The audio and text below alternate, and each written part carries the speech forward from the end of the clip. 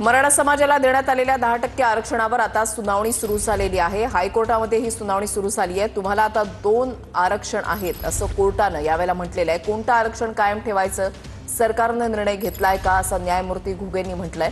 मराठा समाजाला देण्यात आलेल्या 10% आरक्षणावर सध्या कोर्टामध्ये सुनावणी सुरू झालेली आहे। कोर्टानं काय म्हटलंय तर तुम्हाला आता 2 आरक्षण आहेत असं कोर्टानं म्हटलंय आणि कोणतं आरक्षण कायम ठेवायचं सरकारनं निर्णय घेतलाय का असा सवाल न्यायमूर्ती घुगेंनी केलेला आहे।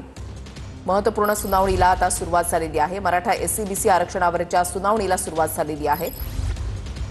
कोणतं आरक्षण कायम ठेवायचं सरकारनं निर्णय घेतलाय का असं न्यायमूर्ती घुगेंनी यावेळेला विचारलेलं आहे। मराठा समाजाला देण्यात आलेल्या 10% आरक्षणावर हायकोर्टामध्ये सुनावणी सुरू झालेली आहे।